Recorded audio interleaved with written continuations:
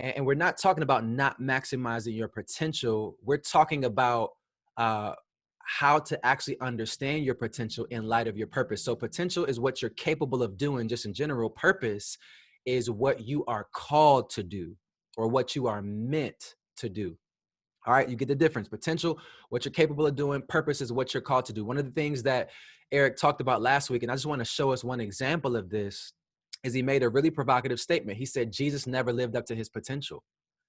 And if you think about it, it's actually true. Jesus was God in bodily form. He had all authority, all power. We know that he spoke to wind and waves. They obeyed him. He spoke to demons. They were cast out. He spoke to Lazarus. Lazarus was raised from the dead.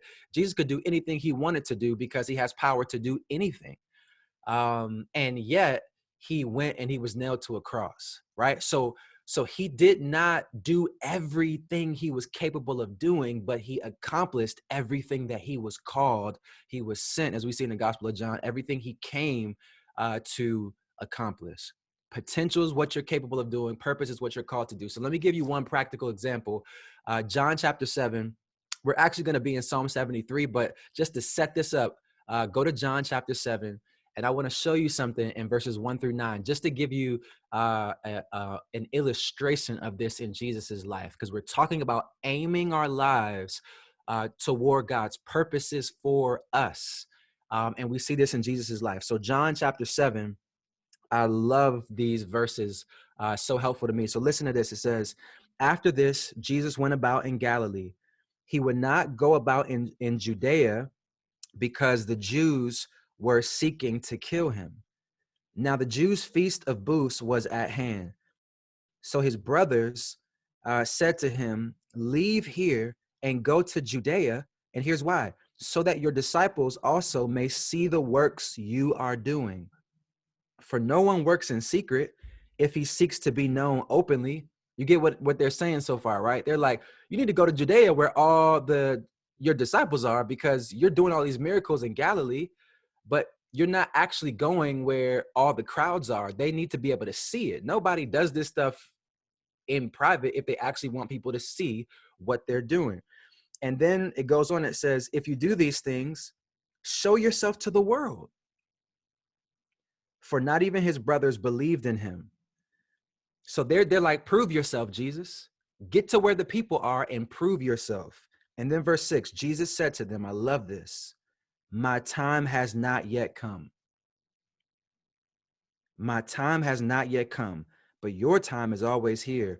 The world cannot hate you, but it hates me because I testify about it that its works are evil. You go up to the feast. I am not going up to this feast. Why? For my time has not yet fully come. After saying this, he remained in Galilee. Now, let me tell you what's happening. Galilee is the countryside. Judea is the city. Jerusalem within Judea. It's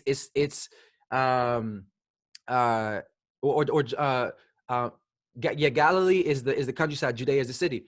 So they're saying, listen, it's popping in Judea. It's the Feast of Booths. The Jews are there. Your disciples are there. Everybody's in Judea. This is where you should be. If you actually want to prove yourself, if you actually want to show people what you're capable of, Jesus, what are you doing out here? You need to get there. And Jesus says, you guys are thinking about potential. I'm thinking about purpose. It's not my time yet. It's not my time yet. And we know the story, right? That Jesus eventually moves in different ways, and the Jews ended up kind of taking him before the Roman court, and he ends up being crucified, rising from the dead, all of that. But one of the themes you see throughout the Gospels is Jesus, and just read through the Gospel of John, which we've been reading about in our Bible reading plan. He's constantly saying things like, my food is to do my Father's will. I'm sent to accomplish what he sent me to accomplish. He tells people there's what's called a secrecy motif throughout the Gospels, where he heals somebody and then he tells them, don't tell anybody. Why? Because he doesn't want people to think that he's king or just this miracle worker outside the context of his purpose yet. It's not time for him yet to be fully revealed. So I just want to show you that one example where Jesus is content being in obscurity in Galilee, until his time comes to fulfill his purpose. There was a contentment in doing God's will and moving in God's timing. Or to use Eric's language from last week, Jesus was content with God's purpose and God's pace. All right. So that's kind of giving you a little bit of overview of what Eric talked about last week. And in particular, he talked about our purpose in general, which is to love God and to love people. Now, what I want you to see in Jesus's life is his contentment. He was fine staying in Galilee. Why? Because he was content with God's purpose. He's going to go to the cross and die. He's not going to be crowned as king yet. And he was content with God's pace. It's not my time yet. Okay. Contentment. Now, some of you guys know this if you've known me for a while, others if you don't, but several years ago, actually just about 6-7 years ago, my wife and I, we had a townhouse, and I think we had one kid at the 2 kids at the time. Yeah. I don't know. I can't keep track of these kids. I don't know how old they are. But so we're in our townhouse, and I'll give you the very short story. Wake up in the middle of the night because I hear the doorbell ring. I go downstairs. I'm halfway down the steps, and I'm thinking to myself, hold up. It's like 2:00 in the morning. Who is ringing my doorbell right now? You know what I mean? And so I ain't had no weapons in the house or nothing like that. And so I'm just like, I don't get us pick up a sock. What I'm gonna do with that? I don't know. So I ended up kind of looking out the window before I go to the door. And I see 2 guys walking away from the door. And I just went into defender mode. Like, yo, it's people at my house at 2:00 in the morning. My wife and my kids are in the house. And so I just kind of blacked out. They were going around the house. I ran on the back deck. They're behind my house, walking away from the house. I'm yelling out to them. I go hop in the car. I'm trying to go find them. I just want to know what is happening right now. Why y'all at my door at 2:00 in the morning? Did not find them, nothing. I'm like, all right, cool. It's probably just some kids, high school kids in the neighborhood, ringing the doorbell and rolling out. It was weird because they weren't running away. They were just walking away, but whatever. I went to sleep. Wake up in the morning to my wife saying, Mike, can you come downstairs? Our deck doesn't have any steps, but it has a window on the deck. So we can kind of, obviously a door. You can walk out to the deck. And the whatever you call, like the screen had been taken off of the window. And the window was cracked. And she's like, did you open the window? I'm like, no, I didn't open the window. We called the cops. Long story short, somebody had been in our house in the middle of the night, and they stole our laptops. They stole our my iPad. They stole an iPod. This was like 6-7 years ago. They stole all of our stuff. It was the craziest thing in the world. And to this day, I think about the fact that, yo, there were thieves in my house, and we weren't even aware of it. Like, we were asleep upstairs. I'm upstairs with my wife, my daughter, my baby son. We only had 2 kids at the time. There were thieves in my house. And it could have been even more dangerous. I just think, what if they had just walked upstairs? You know what I mean? Here's why I set that up. Because there are thieves in your heart.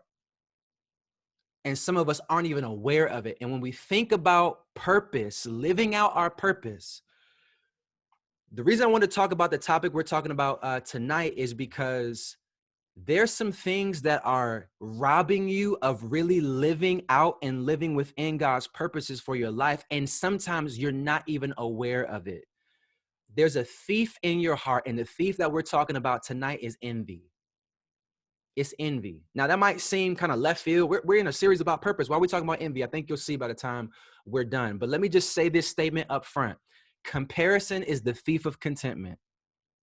Comparison is the thief of contentment. And as we saw in Jesus's life, if you really want to live out God's purposes for your life and you want to experience what he wants you to experience in the midst of that, you got to find contentment in his purposes at his pace.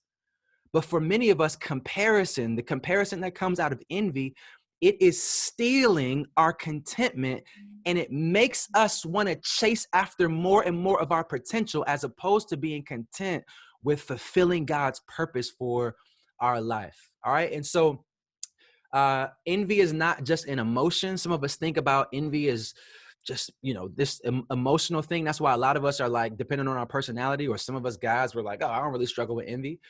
But envy can manifest itself as either despair, where you just feel terrible, or envy can manifest itself as drivenness. So it doesn't have to be this emotional depression you feel. Envy can also just be a motivator that is constantly driving you to get more, to get more, to get more. Right? So we're talking about envy as something that actually keeps us from living on purpose. Um, so we're gonna look at Psalm 73, and we're gonna look at the whole psalm, but I'm not gonna be able to point out everything in the psalm because it's a long psalm. I want to just kind of frame it for you, spend most of our time in the first half of it, but the second half is beautiful. Actually, the second half is really the meat of the whole thing, but I want to leave you with that to meditate on. I'll explain it so you understand it in general, but I want to leave you with those details to be able to meditate on. So Psalm 73. These are song lyrics written for the children of Israel to use in their worship gatherings. And the songwriter is a man named Asaph. And we know from one of the Old Testament history books, First Chronicles, that he was one of Israel's most prominent musicians and worship leaders. And he wrote this this poem that was set to music out of his own personal experience. And he wants generations that would follow to remember the goodness of God and be encouraged in times of doubt. And so he emphatically makes his point. So we're about to start just walking through the psalm. So follow me here. He emphatically makes his point right off the top in verse 1. He says, surely God is good to Israel, to those who are pure in heart. So this is how the psalm starts. It's almost like the topic sentence of the psalm. Surely God is good to Israel, to those who are pure in heart. So he's emphasizing the goodness of God, the sovereignty of God, but he knows it to be true, but he hasn't always experienced it that way. And so he begins to share. He says, God is good. And then look at verse 2. He says, but as for me, my feet came close to stumbling. My steps had almost slipped. And in Hebrew literature, life with God is often pictured as like walking up a mountain. And so when he says he almost slipped, what he's saying is I almost got to the point where I gave up on God and went my own way. So if life with God is pictured as like this walk up a mountain, right, on your way eventually to the perfect presence of God, when he says my feet almost slipped, what he's saying is, man, I almost got off the path. I almost walked away from God because and gave up on him because of some of the things that I was struggling with. And he's going to explain what he's struggling with. So remember, he's this prominent religious leader. And so how did he get to the point where he's getting ready to abandon God? Well, he walks us through the downward spiral that led him to that point. And this is kind of what I call, it kind of starts on the slippery slope of envy, right? And I call it a slippery slope because you'll see it here in verse 3. Watch how he kind of just this downward spiral that starts with comparison. All right, verse 3. 4, so he's explaining now why his steps almost slipped. He says, because I was envious of the arrogant, as I saw the prosperity of the wicked. So he's looking at people who are not living according to God's will, not living according to God's way, and he's seeing their prosperity. And you'll see in a moment, and he's comparing his own life to them. And look at what he says, how he describes them in verse 4. He says, for they have no pains until death, and their body is fat, which is a compliment, by the way, in Hebrew culture, okay? It basically means they are satisfied. They're not malnourished. They're not struggling. They are well taken care of, all right?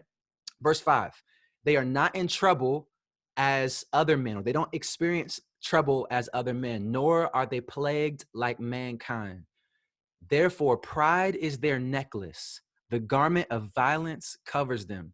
Saying because they're doing so well in life, he says they're arrogant and they flaunt their sin like a new outfit. So there's no shame in their game, is what he's saying with those images. Pride is their necklace, right? They wear their arrogance and their pride.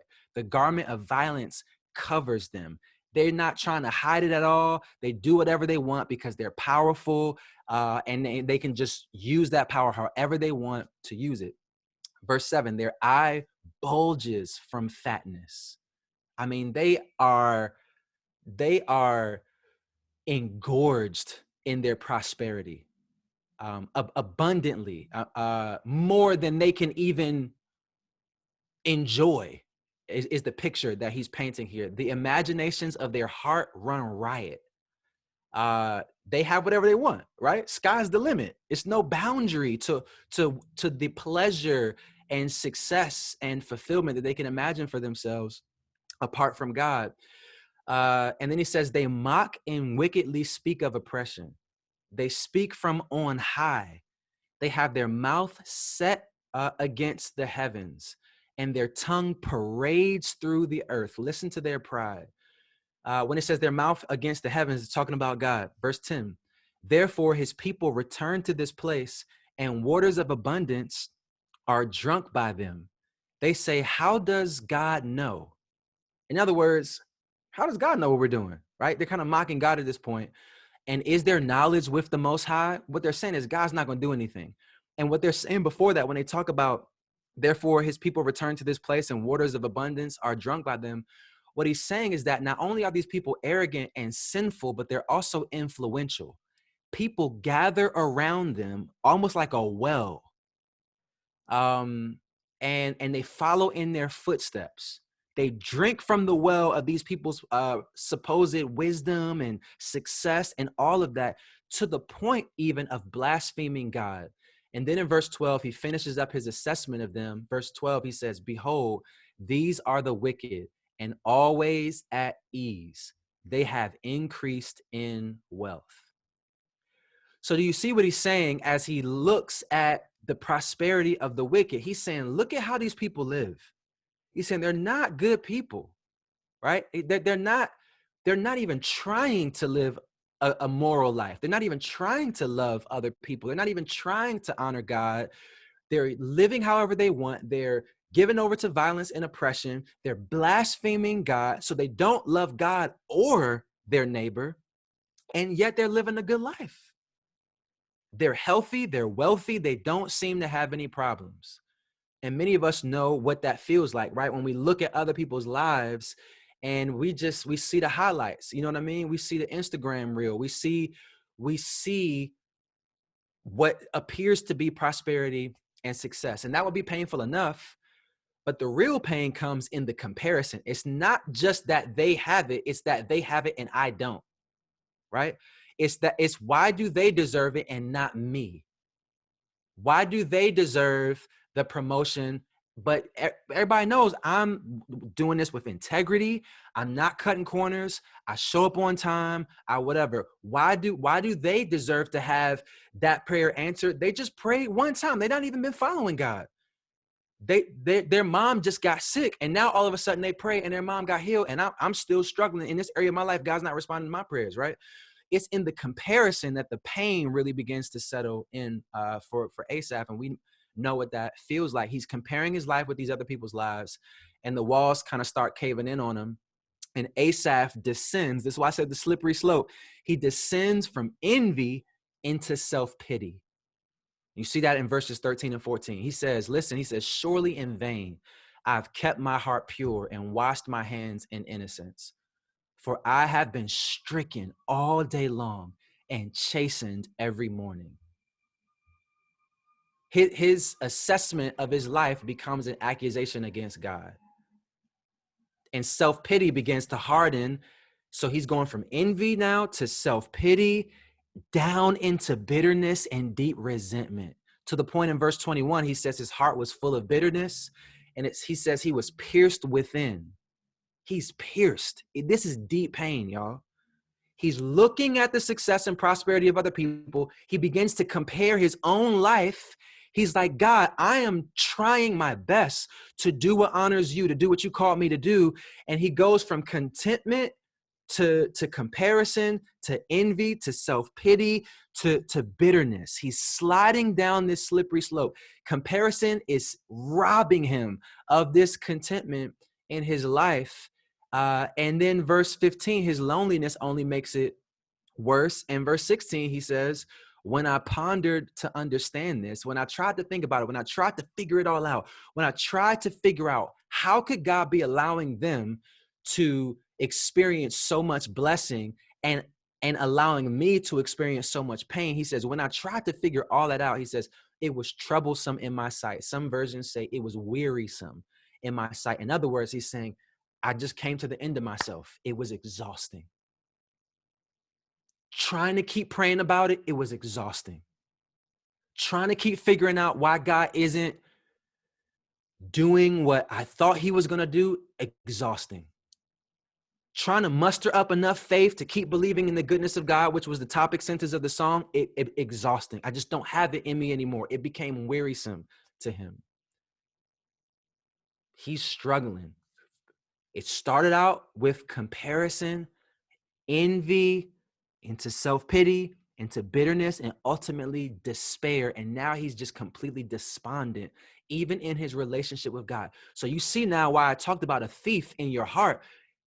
Comparison has stolen his contentment. Envy in his heart has begun to breed some really, really dark and difficult stuff. And so here's what I want to just point out for us. As we look at that psalm, and I know there's more here, and I'll point you toward what's left in here, but I won't walk us all the way through it. What I want you to see is what envy does to us. And so here's the first thing. If you're taking notes or just processing this, number one, we see envy distorts our perspective. It distorts our perspective.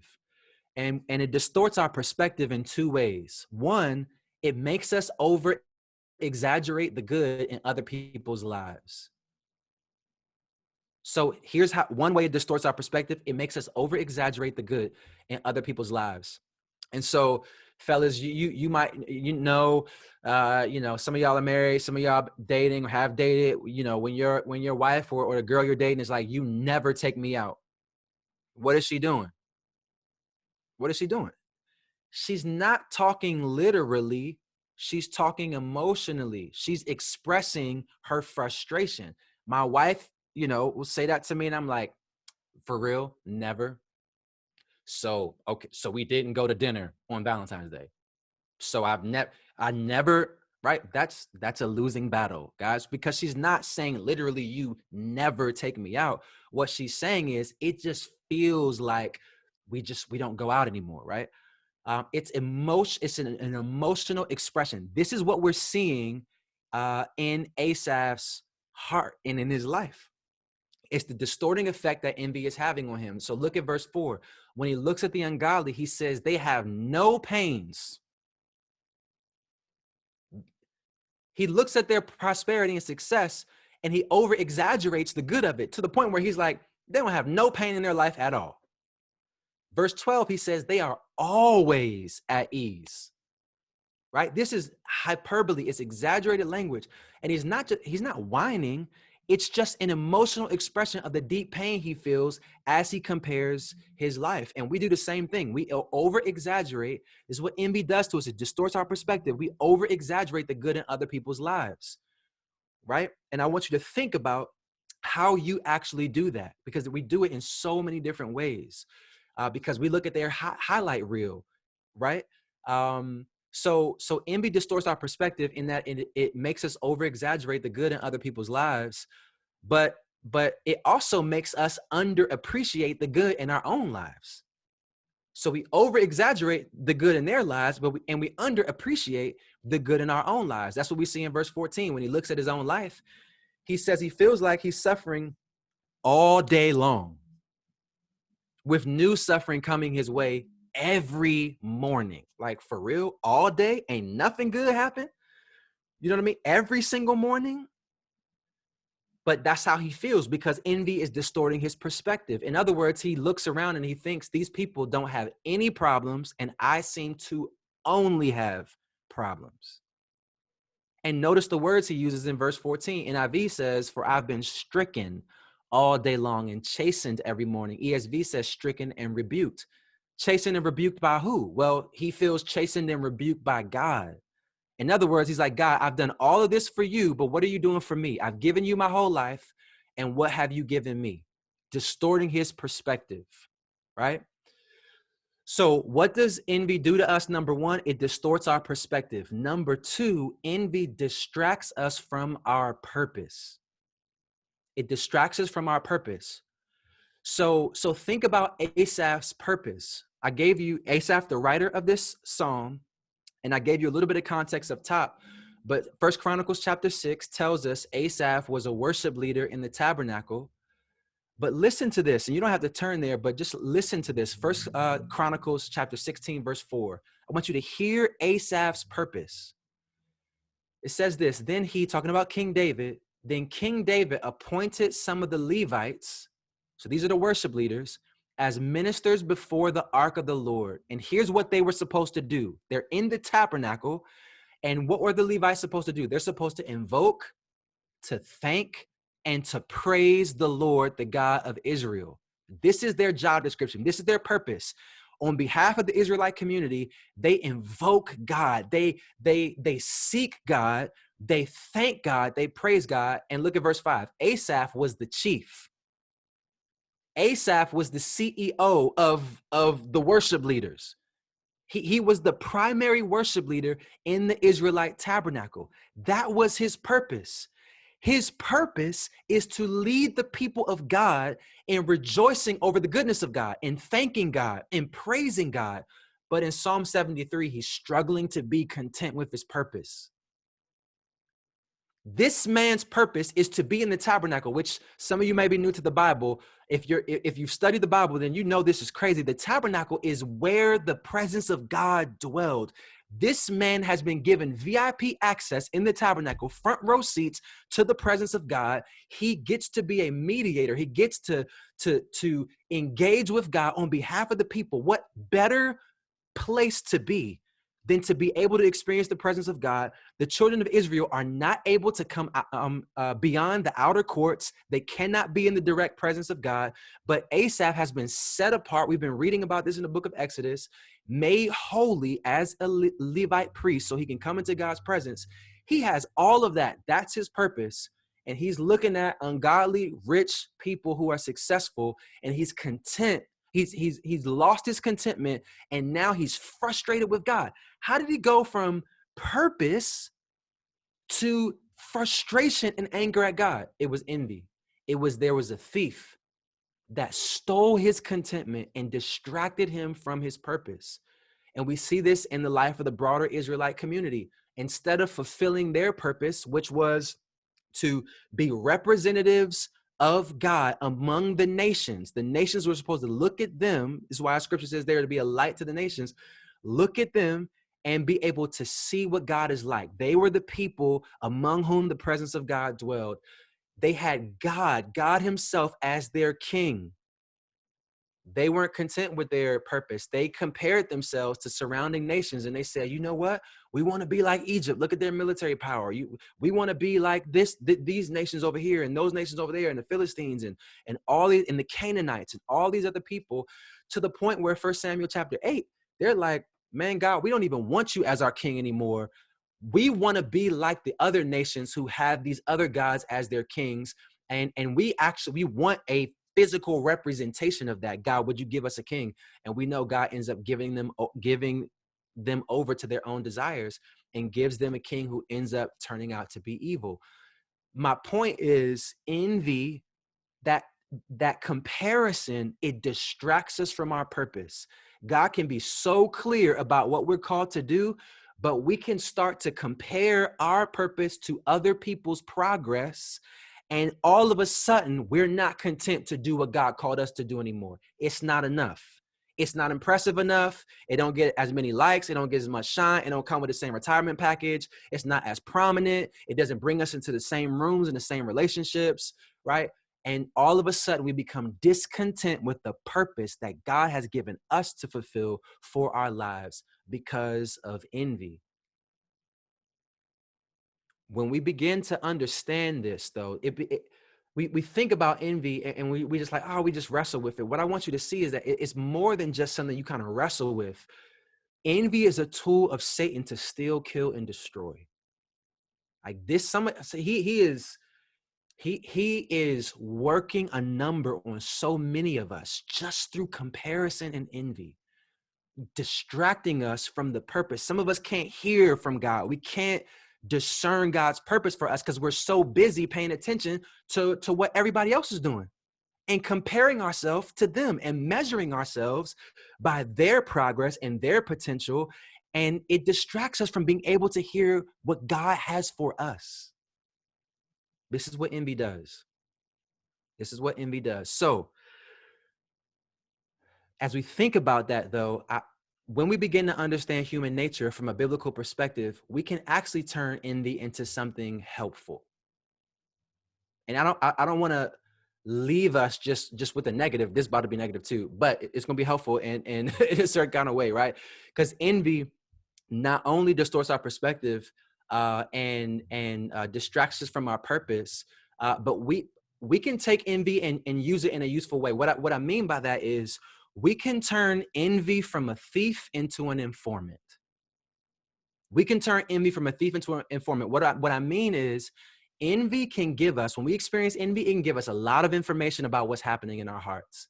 And in that way, it can be a very helpful diagnostic for us. That's number 3. So envy exposes our hearts. It's an indicator light. It's a symptom of something deeper going on in our hearts. What does it expose in our hearts? Well, it exposes the self-centeredness that drives our hearts. So I'm just going to give you all of these up top. So in case you're taking note, it exposes the self-centeredness that drives our hearts. It exposes the self-righteousness that drives our hearts. And it exposes the idolatry that drives our hearts. Let me explain those and then we'll wrap up and I'll take some questions. So it exposes the self-centeredness that drives our hearts. You're feeling envy. What might be happening down beneath the surface is self-centeredness. Tim Challies writes this. He says, envy, and some of you can, and I know I can identify with this, says envy does something very strange and ugly. When I look at your success or your money or your joy, that good thing makes me feel bad. It somehow calls me into question. It taunts me. Your success screams that I have failed. Envy convinces me that I am competing with another person, and when I lose that competition, I feel worthless. Did you catch what he says? The good thing in your life makes me feel bad. That's what envy does. Envy says your success screams that I have failed. What's the common denominator in all of that? I take the good that's happening in your life and I make it about me. Now the good that's happening in your life, now all of a sudden it's about me. It's about my failures and my shortcomings. Envy makes us very, very, or it exposes that self-centeredness in us, right? And so when you experience envy, that may be one of the things that's going on. One of the things we need to confess to God so we can be healed and free from it. But envy also exposes the self-righteousness that drives our hearts. And what I mean by that is we see it in Asaph's life. He's like, God, I deserve more than you're giving me right now. And in Asaph's life, he's like, because I've been honoring you. I've been obeying you. I've been keeping my hands clean. I've been doing the things you've called me to do. And in his heart, self-righteousness was bubbling up because he's feeling like, because I've been doing these good things, I deserve more than you've been giving me. And we know in the gospel, y'all, that that's just not true. That's not how grace works. We are sinners, every single one of us. And our good does not outweigh our bad. Like God is a perfectly righteous judge. And when he sees our sin, instantaneously, we deserve God's eternal judgment. The one sin in our life disqualifies us from all of God's blessing and all of God's goodness. We don't deserve anything good from God. So anything good God gives us is his grace. It has nothing to do with what we've deserved. Anything we experience is purely because of his grace. Self-righteousness says, the more good I do, the more I deserve from God, right? Grace says, even though I could never possibly do enough to earn anything good from God, God in his great love has done all of this good stuff for me. And so when we experience envy, sometimes it's because of self-righteousness in our hearts. It's because we don't have our hearts calibrated to the gospel. We think God owes us something because of the good that we've done. Like God is a vending machine. And if I haven't looked at porn in 3 weeks, then God should give me this promotion. If I've been walking with the Lord, all this time in this particular way, then that means I should have health, wealth, and prosperity in my life. That might be self-righteousness in our hearts. And if we aren't experiencing that and we compare our lives to others who are experiencing that, it can actually end up making us angry with God. So it exposes self-centeredness, it exposes self-righteousness, and it exposes the idolatry that drives our hearts. You see that in verses 13 and 14. So think about this. Think about this. He says, surely in vain I have kept my heart pure and washed my hands in innocence. Okay, I want you to think about what he's saying. First, that's self-righteousness. He's saying, since I kept my heart pure and my hands clean, God, you should be blessing me more. We already talked about that. But think about what it also says. What it also says is that something had begun to happen in Asaph's heart where he began to use God as a means to an end. That instead of obeying God as an expression of gratitude to God, and in order to experience deeper intimacy in this covenant relationship with God, as opposed to obeying God because God is worthy of it, he's begun to obey God because of what he can get out of God. That is idolatry.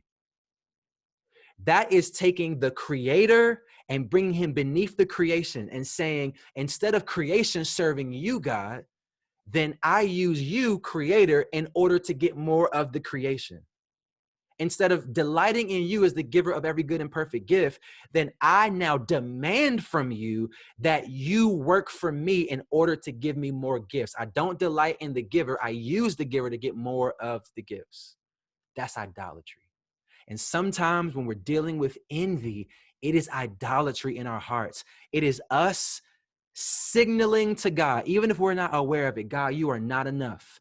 God, I will not delight in you. I will not be content in you. I will not rejoice in your goodness unless you give me what I want, because I want that more than I want you. And when you begin to see what envy is revealing about what's happening in your heart, this is where you can begin to get free. This is where you can begin to get free, because you can now begin to pivot. And this is what we see in the rest of the verses from 16 on that I want to leave you to just meditate on, because what you'll see is Asaph begins, and this is what we have to do. We got to refocus on God. When envy is distorting your perspective and distracting you from your purpose, and it's exposing the stuff that's going on in your heart, you have to refocus on God and redirect your heart to him. And this is what Asaph, this is the start. Verse 16 is a pivot. It's the start of rising out of the pit of envy, rising out of that to a place of contentment and joy and satisfaction. Like we saw in Jesus, this contentment in God's purposes at his pace with his provision. We begin to rise out of that dark pit when we, like Asaph, go into the sanctuary. He literally physically had to go to a sanctuary because that is where the presence of God dwelled. But we who are in Christ, who have the Spirit of God inside of us, the veil has been torn. Hebrews is very clear that we have access to God anytime, anywhere through Jesus Christ. We can access the presence of God in any moment, sitting in our cubicle at work, on the metro, in our apartment, in a church worship gathering, taking a walk, riding a bike, whatever. We can refocus on God, redirect our hearts toward him, meditate on his goodness. And this is what Asaph does in the rest of Psalm 73. And let me just give you a couple highlights. He begins to see, because envy distorts our perspective, communion with God clarifies our perspective. And envy distracts us from our purpose. Communion with God begins to remind us again of our purpose. And envy exposes our hearts, but communion with God begins to transform our hearts. And that's what we see here. We see Asaph, his perspective getting clarified as he's like, yo, hold up. These people that are chasing all this stuff and rebelling against God, their end is not going to be a good look. Like in the end, my obedience to God will be vindicated. He begins to see that the presence of God and a relationship with God is better than anything else. This is where that verse comes from in verse 25, where he says, "Whom have I in heaven but you? And besides you, I desire nothing on earth." He says, "My flesh and my heart may fail, but God is the strength of my heart and my portion forever." So those are highlights from that last section. What I want to encourage you to do in your own kind of private time with God is just go from verse 16 through the rest of this psalm and meditate on what happens to Asaph's perspective, what happens to his heart as he refocuses on God and redirects his heart toward God's goodness. It begins to change everything. And you have to live your life that way if you want to live on purpose. Because if you don't, if you are constantly comparing your purpose to everybody else's progress, it will just constantly push you to try to level up and just maximize more of your potential. You see more of their progress, I got to have more potential. More of their progress, I got to have more potential. It will never be enough. It will never be enough. But when you can find contentment in the goodness of God, you can settle in on God's purposes for you in this season of your life. God, this is what you've given me. This is what you've called me to do right now. I don't have to run the race marked out for her or him or whatever. I don't have to be at their pace. God, I know that you will not withhold any good thing from me. I know that you love to give good gifts to your children. I know that the steps of a righteous man or woman are ordered by you. I know, God, I know that you are sovereign over my life and your timing is perfect and you find joy. You will start to lock into your purpose. You will start to lock into your purpose, and so much stuff will begin to crop up out of your life like this garden that explodes with vitality when you say, in this season of my life, I want to get clarity about what God has for me to do. And that's why I started with Jesus, because Jesus knew timing is good for me to be in Galilee right now. And I'm good with being there. I'm good with being in Galilee right now. I feel this pressure from everybody else to get where it's popping so I can prove myself to everybody. But Jesus is like, yo, I'm locked in with God the Father, and I know precisely what he's called me to do in this season. And what you're telling me right now is not my timing. It's not my timing. He wasn't comparing himself to nobody else, feeling all that pressure. He's locked into what God has called him to do. Purpose over potential. You got to fight envy if you want to live and move on purpose.